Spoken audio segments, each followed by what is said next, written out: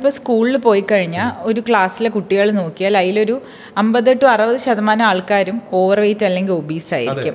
പണ്ടൊക്കെ എല്ലാവരും മെലിഞ്ഞിരിക്കുന്ന സാഹചര്യത്തിൽ അപ്പം നമ്മൾ റൂട്ട് കോസ് തന്നെ, അതായത് ഒരു വളരെ ചെറിയ ലെവലിൽ നിന്ന് തന്നെ ഇത് സ്റ്റാർട്ട് ചെയ്യണം. അപ്പോൾ സ്കൂളിലും ഇതേപോലെ ഇപ്പോൾ പുതിയ പ്രോഗ്രാംസ് ഒക്കെ കൊണ്ടുവന്നിട്ടുണ്ട് നാഷണൽ ലെവലിൽ. ദാറ്റ് സ്കൂൾ കഫേസിൽ വളരെ മധുരമുള്ള സാധനങ്ങളൊന്നും വിതരണം ചെയ്യാൻ പാടില്ല. അതൊക്കെ ഒരു പോസിറ്റീവ് ചേഞ്ചാണ്.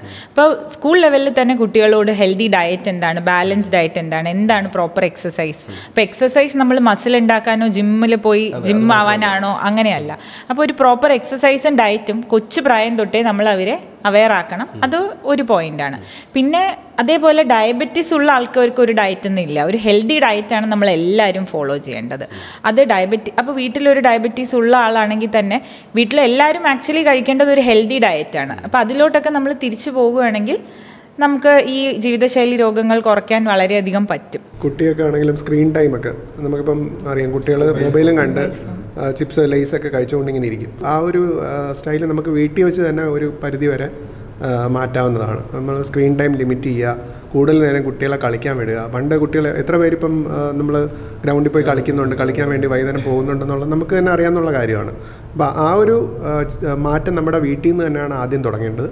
സ്കൂളിൽ ഇതുപോലെ ടീച്ചർമാരും കുട്ടികളെ ഈ ഒരു രീതിയിൽ കൂടുതൽ അവരെ ഫിസിക്കലി ആക്ടിവിറ്റി കൂട്ടി തന്നെ അവരെ മുന്നോട്ട് പോകേണ്ടത് ആവശ്യമാണ്. ഡയബറ്റീസിനെ പറ്റി സംസാരിക്കുമ്പോൾ നമുക്കറിയാം ഷുഗർ ലെവൽ അല്ലെങ്കിൽ ഷുഗർ ലെവൽ ഉണ്ടാകുന്ന വേരിയേഷനാണ് ഡയബറ്റിക് എന്നുള്ളതാണ് ഒരു കോമൺ മാനിനോട് ചോദിച്ചാൽ അയാൾ പറയുക.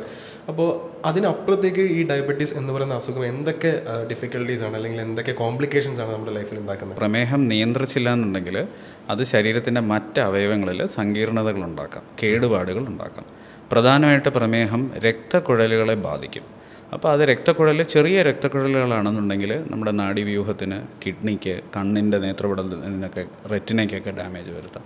വലിയ രക്തക്കുഴലുകളെ ബാധിക്കുമ്പോഴാണ് ഹൃദ്രോഗം, സ്ട്രോക്ക്, കാലിലോട്ടൊക്കെയുള്ള രക്തം കുഴലടഞ്ഞിട്ട് കാൽപാദത്തിലെ വിരലുകൾ മുറിച്ച് മാറ്റി അങ്ങനെയുള്ള വരുന്നത്. അപ്പം ഇത് മാത്രമല്ല, ഇപ്പം മാനസിക പ്രശ്നങ്ങൾ, പിന്നെ മറ്റാരോഗ്യ പ്രശ്നം, സെക്ഷുവൽ ഹെൽത്ത് പ്രശ്നങ്ങൾ, എറക്ഷൻ പ്രശ്നങ്ങൾ, അങ്ങനെ ഒട്ടുമുക്കാൽ നമ്മുടെ ശരീരത്തിലുള്ള മിക്ക അവയവങ്ങളെയും ബാധിക്കും. പക്ഷേ ഈ ബാധിക്കുക എന്ന് പറയുന്നത് ആദ്യം മുതൽ നന്നായി ചികിത്സ എടുക്കാതെ പ്രമേഹം നിയന്ത്രണത്തിന് പുറത്തു പോയിരുന്ന ഒരാൾക്ക് മാത്രമേ വരുള്ളൂ. അത് നമ്മൾ നന്നായി നിയന്ത്രിച്ച് പോവുകയാണെങ്കിൽ ഇങ്ങനെ വരില്ല. നിയന്ത്രിക്കാതെ പോകുമ്പോൾ ഇങ്ങനെ വരാനുള്ള സാധ്യത ഓരോ വർഷവും ഇങ്ങനെ കൂടിക്കൊണ്ടിരിക്കുകയാണ്. അപ്പോൾ ഇത് വരുന്നു. അപ്പോൾ ഒരുമാതിരി ഈ മറ്റ് അവയവങ്ങളിലുള്ള ആ ഒരു കേടുപാടുകൾ വന്നിട്ട് നമ്മുടെ ക്വാളിറ്റി ഓഫ് ലൈഫ് മോശമാവുന്നു. അപ്പോൾ അമേരിക്കൻ ഡയബറ്റിക് അസോസിയേഷൻ അല്ലെങ്കിൽ ഇന്ത്യൻ ഡയബറ്റിക് അസോസിയേഷൻസ്, RSSD, ആരുടെ ആയാലും ഒരു പ്രമേഹ രോഗി എന്തിന് ചികിത്സിക്കുന്നു, what is aim of your treatment, എന്തിനാണ് ചികിത്സിക്കുന്നതെന്ന് ചോദിച്ചാൽ ഷുഗർ കൺട്രോളിന് വേണ്ടിയല്ല ചികിത്സിക്കുന്നത്. ആക്ച്വലി പ്രമേഹം നിയന്ത്രിക്കുക എന്ന് പറഞ്ഞാൽ നിങ്ങളുടെ ക്വാളിറ്റി ഓഫ് ലൈഫ് പ്രമേഹം കണ്ടുപിടിച്ച് 5, 10, 15, 20, 25 എത്ര വർഷം കഴിഞ്ഞാലും പ്രമേഹമില്ലാത്ത ഒരാളുമായിട്ട് അത് മാച്ച് ചെയ്ത് പോകാൻ പറ്റുന്ന രീതിയിലായിരിക്കണം. അത് മാത്രമല്ല, നേരത്തെ തന്നെ ട്രീറ്റ്മെൻറ്റ്, ഏർലി സ്റ്റേജിൽ തന്നെ ട്രീറ്റ്മെൻറ്റ് സ്റ്റാർട്ട് ചെയ്യുന്നതും വളരെ ഇമ്പോർട്ടൻ്റ് ആണ്. പലരും നമ്മൾ ഇപ്പം കുറച്ചുകൂടെ കഴിഞ്ഞിട്ട് നോക്കാം എന്ന് പറഞ്ഞ് വർഷങ്ങളോളം ഇങ്ങനെ വെയിറ്റ് ചെയ്തിരിക്കുന്നവരുണ്ട്. അപ്പം മിക്കവാറും എല്ലാ പഠനങ്ങളും കാണിക്കുന്ന ആദ്യത്തെ ഒരു 10 വർഷം അല്ലെങ്കിൽ 15 വർഷത്തെ ഡയബറ്റീസ് ഒക്കെ പ്രോപ്പർലി കൺട്രോൾഡ് ആണെങ്കിൽ നമുക്കൊരു പരിധി വരെ പിന്നെ ഉണ്ടാകുന്ന കോംപ്ലിക്കേഷൻസ്, ഈവൻ ഇഫ് നമുക്ക് അതിന് ശേഷമുള്ള ഡയബറ്റീസ് കൺട്രോൾ കുറച്ച് അങ്ങോട്ടൊക്കെ മാറിയാലും നമുക്ക് ഈ പറഞ്ഞ കോംപ്ലിക്കേഷൻസ്, കിഡ്നിയുടെ കുഴപ്പങ്ങൾ, കണ്ണിൻ്റെ കുഴപ്പം, അപ്പം ഏർലി സ്റ്റേജിൽ തന്നെ ഡോക്ടറെ കാണിച്ച് ട്രീറ്റ്മെൻറ്റ് തുടങ്ങുക, ഷുഗർ കൺട്രോളിൽ നിർത്തുക എന്നുള്ളത് വളരെ പ്രാധാന്യമാണ്. മിക്കവരും നേരെ ഓപ്പോസിറ്റാണ് ചെയ്യുന്നത്. ഇപ്പോഴേ മരുന്ന് സ്റ്റാർട്ട് ചെയ്യേണ്ട, കുറച്ചുകൂടെ കഴിഞ്ഞ് പോകട്ടെ എന്ന് വിചാരിക്കും. നമ്മൾ ഓൺ ടൈം നമ്മൾ സ്റ്റാർട്ട് ചെയ്യുകയാണെന്നുണ്ടെങ്കിൽ ഡയബറ്റിക് റിവേഴ്സൽ എന്ന് പറയുന്ന ഒരു കാര്യം പോസിബിൾ ആണോ? അപ്പോൾ റിവേഴ്സൽ എന്ന് പറയുന്നത് ഒരു തെറ്റിദ്ധാരണയാണ്. ഒരിക്കലും ഒരു സാധനത്തിന് പൂർണ്ണമായിട്ടും റിവേഴ്സ് ചെയ്യാൻ പറ്റുന്ന ഒരു അസുഖമല്ല ഡയബറ്റീസ്. പക്ഷേ നമുക്കിതിന് റെമിഷൻ, താൽക്കാലിക മുക്തി നമുക്ക് നേടാം. എങ്ങനെ? നമ്മൾ നേരത്തെ പറഞ്ഞ ജീവിതശൈലികൾ വെച്ചിട്ട്. അപ്പോൾ ജീവിതശൈലിയിൽ വരുത്തുന്ന വ്യത്യാസം, ഇപ്പം എനിക്കൊരു 100 കിലോ വെയിറ്റ് ഉണ്ട്, ഞാനൊരു 10-15% എൻ്റെ വെയിറ്റ് കുറയ്ക്കുകയാണ് എങ്കിൽ തന്നെ എൻ്റെ ബ്ലഡിലെ, രക്തത്തിലെ ഷുഗറിൻ്റെ അളവ് കുറയാം. അതേപോലെ ഭക്ഷണത്തിലുള്ള വ്യത്യാസങ്ങൾ കൊണ്ട് എനിക്ക് എൻ്റെ ഡയബറ്റീസിനെ കൺട്രോളിൽ വയ്ക്കാം. അതും എല്ലാവർക്കും പറ്റണം എന്നില്ല. ഇപ്പം ഞാനൊരു റീസെൻ്റ് ഓൺസെറ്റ് ഡയബറ്റീസ്, ഒരു 5 വർഷത്തിൻ്റെ ഉള്ളിലാണ് എൻ്റെ ഡയബറ്റീസ് ഡയഗ്നോസിസ്. എനിക്ക് നല്ല പൊണ്ണത്തടി ഉണ്ടായിരുന്നു. ആ ഒരു സാഹചര്യത്തിൽ ഞാൻ ഈ ജീവിതശൈലിയിൽ ഉള്ള വ്യത്യാസങ്ങൾ കൊണ്ടുവരുമ്പോൾ എൻ്റെ ഡയബറ്റീസ് എനിക്ക് കൺട്രോൾ ചെയ്യാൻ പറ്റും. അതിന് ഡയബറ്റീസ് റിമിഷൻ എന്നാണ് ഞങ്ങൾ എൻഡോക്രൈനോളജിസ്റ്റ് പറയാറുള്ളത്. റിവേഴ്സൽ എന്നുള്ളതൊരു തെറ്റിദ്ധാരണയാണ്. അപ്പോൾ ഇത് വളരെയധികം ഇപ്പോൾ ആൾക്കാർ ഇതിന്ന് പൈസ ഉണ്ടാക്കുന്ന ഒരു മേഖലയാണ് ഡയബറ്റീസ് റിവേഴ്സൽ. അപ്പോൾ അതൊരു തെറ്റായ ഒരു മെസ്സേജാണ്.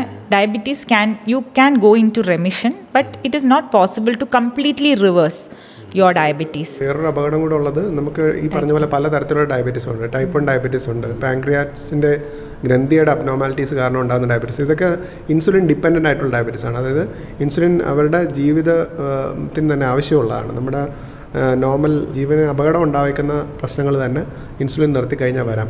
അപ്പോൾ നമ്മൾ ഡയബറ്റീസ് റിവേഴ്സൽ എന്നുള്ള ഒരു കാര്യത്തിന് പിറകെ പോകുമ്പോൾ നമ്മൾ ഏത് തരത്തിലുള്ള ഡയബറ്റീസ് ആണ്, ഇത് റിവേഴ്സിബിൾ ആണോ, അല്ലെങ്കിൽ റെമിഷൻ അല്ലെങ്കിൽ ഒരു പരിധി വരെ മുക്തി നമുക്ക് നേടാൻ പറ്റുന്നതാണോ എന്നുള്ളത് ഉറപ്പ് വരുത്തിയിട്ട് ഒരു കാരണവശാലും ഈ ഡയബറ്റീസ് റിവേഴ്സൽ എന്നുള്ള വാക്കും കേട്ടുകൊണ്ട് ടൈപ്പ് 1 ഡയബറ്റീസ് കുട്ടികൾ ഇൻസുലിൻ നിർത്തുകയോ ഡയബറ്റീസ് റിവേഴ്സൽ അങ്ങനെ ഒരുപാട് സംഭവങ്ങളുണ്ട്. ഡയബറ്റീസ് ഇൻസുലിൻ എടുത്തുകൊണ്ടിരിക്കുന്ന കുട്ടികൾ അത് നിർത്തി വളരെ ലൈഫ് ത്രെട്ടനിങ് സിറ്റുവേഷനിൽ നമുക്ക് അഡ്മിറ്റ് ആവും.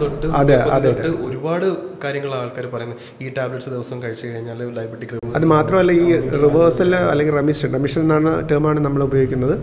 അത് ഒരിക്കലും ഒരു പെർമനൻ്റ് ആയി നമ്മളിപ്പോൾ ഒരു മാസം മരുന്ന് കഴിച്ചാൽ കംപ്ലീറ്റ് റിവേഴ്സലായി, അങ്ങനെ ഒരു കൺസെപ്റ്റേ അല്ല. ഇതിപ്പോൾ നമ്മുടെ ലൈഫ് സ്റ്റൈല് നമ്മുടെ ഈ പറഞ്ഞ പോലെ ഒരു 5 വർഷം ഡയബറ്റീസ് തുടങ്ങിയിട്ടേ ഉള്ളൂ, നമ്മൾ വളരെ വണ്ണമുള്ള ഒരാളാണെന്നുണ്ടെങ്കിൽ സ്ട്രിക്റ്റ് ആയിട്ടുള്ള ഡയറ്റ് കൺട്രോൾ എക്സസൈസ് വഴി എത്ര നാൾ നമ്മൾ കണ്ടിന്യൂ ചെയ്ത് പോകുമോ അതുവരെ നമുക്ക് കൺട്രോൾ ചെയ്യാൻ പറ്റും.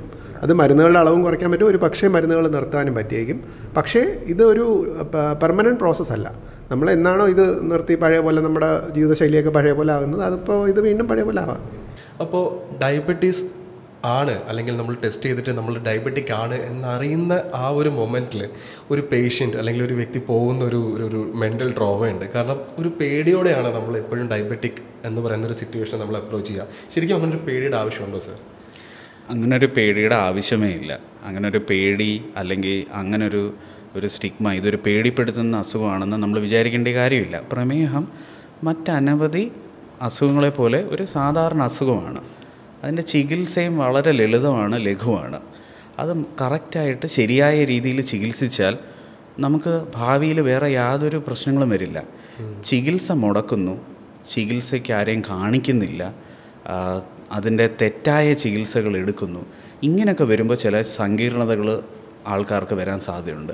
പ്രമേഹത്തിനെ ഭയക്കേണ്ട ഒരു ആവശ്യമേ ഇല്ല. അങ്ങനെ ഒരു പേടിക്കേണ്ട ഒരു ഇതില്ല. എൻ്റെ ജീവിതത്തിൽ പ്രമേഹം വന്നു, ഇനി എനിക്കൊന്നും ചെയ്യാനാവില്ല, അങ്ങനെ അത് നിങ്ങൾ ചോദിച്ച ആ തരത്തിൽ അത് എടുക്കുന്നതുകൊണ്ടാണ് ഞങ്ങൾ പലപ്പോഴും ഡോക്ടർമാർ നമുക്കത് ആ ഒരു ഡയഗ്നോസിസ് പറയുമ്പോൾ ആൾക്കാർക്ക് പേടി. അപ്പം നമ്മൾ ആദ്യമേ പറയുന്നത് പേടിക്കേണ്ട, എന്തായാലും പ്രമേഹമുണ്ട്, നിങ്ങൾ അത് പേടിക്കേണ്ട, അത് നമുക്കത് നേരെയാക്കാവുന്ന ഒരു കാര്യമല്ലേ ഉള്ളൂ. നമുക്കത് ചികിത്സിച്ച് നേരെയാക്കുക എന്നുള്ളൊരു തെറ്റിദ്ധാരണ. ചികിത്സിച്ച് നേരെയാക്കാനല്ല, നിങ്ങളുടെ അതിനെ കറക്റ്റായിട്ടുള്ള ചികിത്സ എടുത്താൽ നിങ്ങൾക്ക് അതിൻ്റെ ഭാവിയിൽ അതിൻ്റെ ഒരു പ്രശ്നങ്ങളും വരില്ല. അപ്പോൾ അതല്ലേ നമ്മൾ അതിനെക്കുറിച്ച് ആലോചിക്കേണ്ടത്. അപ്പോൾ അങ്ങനെ ഒരു നിരാശപ്പെടേണ്ട ഒരു കാര്യമേ അതിനകത്തില്ല. ഡയബറ്റീസ് എന്ന് പറയുമ്പോൾ തന്നെ ആൾക്കാർ കോംപ്ലിക്കേഷൻസിനെ കുറിച്ച് ആദ്യമേ ചിന്തിച്ചു കൊടുക്കാം. എൻ്റെ കിഡ്നി പോവും, എൻ്റെ ഹാർട്ട് പോവും എന്നൊക്കെ പറഞ്ഞ് കണ്ണ് പോവും. ഇതൊക്കെ ഒരു വർഷങ്ങളോളം ട്രീറ്റ്മെൻറ്റ് ശരിയായി നടത്താത്ത ഒരാൾക്ക് വരാവുന്നുള്ള കോംപ്ലിക്കേഷൻസ് ആണ്.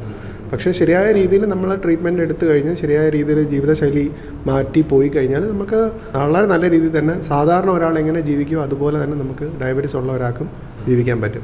കുറേ പേര് ഡയബറ്റീസ് കണ്ടുപിടിച്ചിട്ട് വർഷങ്ങളോളം ഡോക്ടറുടെ അടുത്ത് പോകത്തില്ല.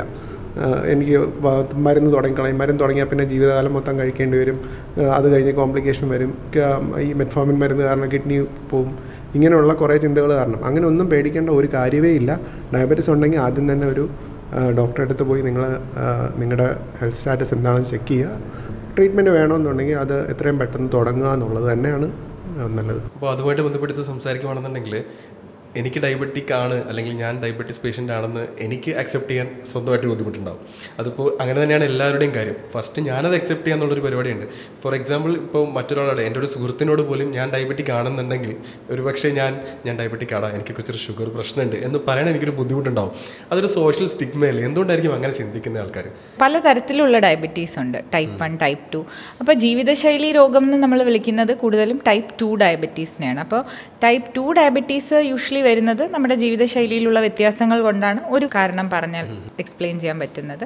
അപ്പോൾ ഈ സോഷ്യൽ സ്റ്റിഗ്മ, അപ്പോൾ ഡയബറ്റീസ് അതൊരു രോഗം ആണ്, അത് മാറാൻ പറ്റാത്തൊരു രോഗമാണെന്നുള്ള രീതിയിൽ ചിന്തിക്കുന്നതുകൊണ്ടാണ് ആ ഒരു സ്റ്റിഗ്മയൊക്കെ വരുന്നത്. അപ്പോൾ ഇപ്പോൾ പല ആൾക്കാരും പറയുന്നുണ്ട്, ഞങ്ങളുടെ ടൈപ്പ് 1 ഉള്ള ചില കുട്ടികളൊക്കെ സ്കൂളിൽ ഇൻസുലിൻ എടുക്കാൻ തന്നെ മടിക്കുന്നു. ബിക്കോസ് ഈ IV ഡ്രഗ് അബ്യൂസേഴ്സ് ഒക്കെ അല്ലേ, മയക്കുമരുന്ന് കുത്തിവെക്കുന്നവരൊക്കെ അല്ലേ ഇഞ്ചക്ഷൻ എടുക്കുന്ന, ആ ഒരു രീതിയിലുള്ള തെറ്റിദ്ധാരണകളൊക്കെ ഉണ്ട്.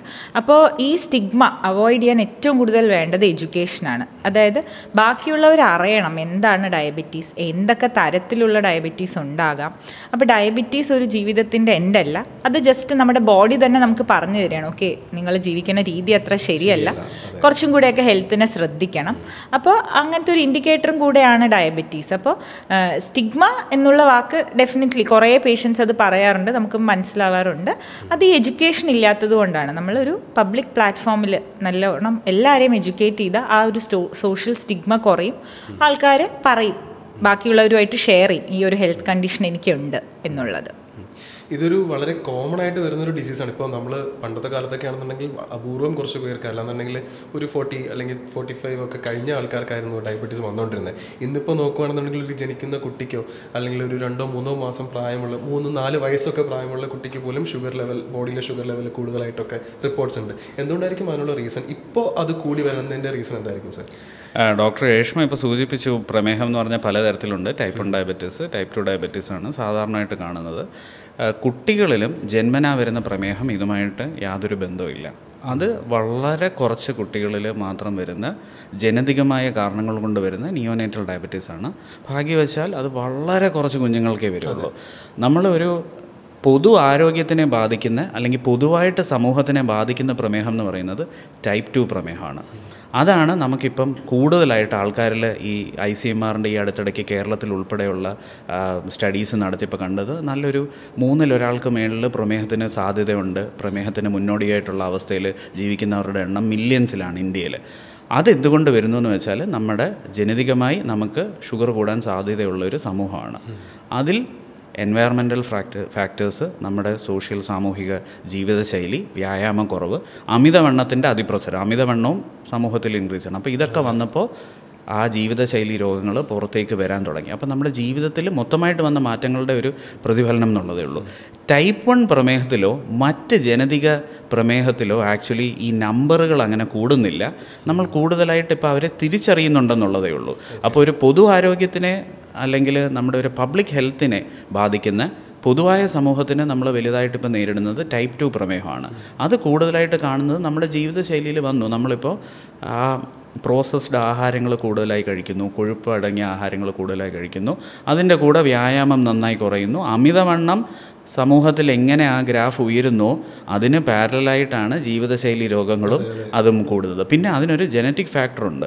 കാരണം ദക്ഷിണേഷ്യൻ ആൾക്കാർ മൊത്തം, ഇന്ത്യക്കാർ മാത്രമല്ല, നമ്മുടെ ജനറ്റിക് ആ ഒരു ടെൻഡൻസി വണ്ണം കൂടിയാൽ ജീവിതശൈലി രോഗം വരാൻ സാധ്യതയുള്ള ആളാണ്. അപ്പോൾ അത് നമുക്ക് മായ്ച്ചു കളയാൻ പറ്റത്തില്ല. അത് വളരെ നൂറ്റാണ്ടുകളായിട്ട് നമ്മുടെ ശരീരത്തിൽ വന്ന ഒരു ജനറ്റിക് എഫക്റ്റാണ്. പക്ഷേ അത് മാത്രമല്ല, വണ്ണമുള്ള എല്ലാവർക്കും പ്രമേഹം വരുന്നുണ്ടോ? ഇല്ല. പക്ഷേ വണ്ണമുള്ള ഒരാൾക്ക് പ്രമേഹം വരാനുള്ള സാധ്യത കൂടുതലാണ്. ടൈപ്പ് 2 പ്രമേഹ രോഗികളിൽ നല്ലൊരു ശതമാനം അമിതവണ്ണമുള്ളവരാണ്. അങ്ങനെ ചെറുപ്പക്കാരിൽ കൂടുതൽ വരുന്നുണ്ടോ എന്നാണ് സത്യമാണ്. അതും ഇത് തന്നെയാണ് കാര്യം. ടൈപ്പ് 2 ഡയബറ്റീസ് നമ്മൾ ഈ പറഞ്ഞ പോലെ 40 വയസ്സിന് മുന്നേ കണ്ടുകൊണ്ടിരുന്ന കുറച്ചുകൂടെ ചെറിയ ആൾക്കാരിൽ ഇപ്പോൾ കണ്ടുവരുന്നുണ്ട്. അത് നമ്മുടെ ജീവിതശൈലിയിലുള്ള വ്യത്യാസം കാരണമാണ്. ഇത് പറയുമ്പോഴാണ് ഒരു ഫണ്ണി ആയിട്ട്, നമ്മളും ഒരു യൂറോപ്യൻ ആളും എടുത്താൽ നമ്മൾ ചിലപ്പോൾ കാണാൻ ഒരേപോലെ ആയിരിക്കും, ഹൈറ്റും വെയ്റ്റും BMI ഒക്കെ. പക്ഷെ നമ്മൾ കുറച്ചും കൂടെ ഫാറ്റ് കണ്ടന്റ് നമ്മുടെ ശരീരത്തിൽ കൂടുതലാണ്. അപ്പം കണ്ടാൽ മെലിഞ്ഞിരിക്കുന്നു എന്ന് പറഞ്ഞിട്ട് കാര്യമില്ല, നമ്മുടെ മസിൽ മാസ് കുറവായിരിക്കും. അപ്പോൾ പണ്ട് നമ്മുടെ പൂർവ്വജരും ഒക്കെ കഴിക്കുന്നത് തന്നെയാണ് നമ്മൾ കഴിക്കുന്നത്. ചോറ് അവർ ചിലപ്പോൾ 1-2, നമ്മളിപ്പോൾ 1-1.5 തവി ചോറ് കഴിക്കുമ്പോൾ അവർ 4-5 തവിയൊക്കെ ആയിരുന്നു കഴിച്ചുകൊണ്ടിരുന്നത്. പക്ഷെ അവരുടെ രീതികൾ എങ്ങനെയായിരുന്നു? അവർക്ക് ഇങ്ങനെ പോകാൻ കാറൊന്നും ഉണ്ടായിരുന്നില്ല, ബസ് സ്റ്റോപ്പ് വരെ നടക്കണം, വീട് വരെ നടക്കണം. ഇപ്പം നമ്മുടെ ഊബർ ഞെക്കി അപ്പോൾ വീട്ടിൻ്റെ അറ്റത്ത് കാറ് വരും. നമ്മുടെ ഇപ്പം എക്സസൈസ് വളരെ കുറവാണ്. പക്ഷെ അതനുസരിച്ച് നമ്മുടെ ഭക്ഷണ രീതിയിൽ വല്ല വ്യത്യാസം വന്നിട്ടുണ്ടോ എന്ന് ചോദിച്ചാൽ മോശമായ വ്യത്യാസമാണ്. കഴിക്കുന്ന ചോറൊക്കെ നമ്മൾ കഴിക്കുന്നുണ്ട്. അത് കൂടാതെ സാർ പറഞ്ഞതുപോലെ പ്രോസസ്ഡ് ഫുഡ്, ഒരു സ്വിഗ്ഗി എവേയാണ് എല്ലാ സാധനങ്ങളും. ഒരു മൊബൈൽ ഫോൺ കുത്തിയാൽ നമുക്ക് എന്ത് വേണമെങ്കിലും വീട്ടിലെത്തും. അപ്പം ബേസിക്കലി ഇപ്പം കൂടിയിരിക്കുന്ന ഡയബറ്റീസ് ടൈപ്പ് 2 ഡയബറ്റീസ് ആണ്.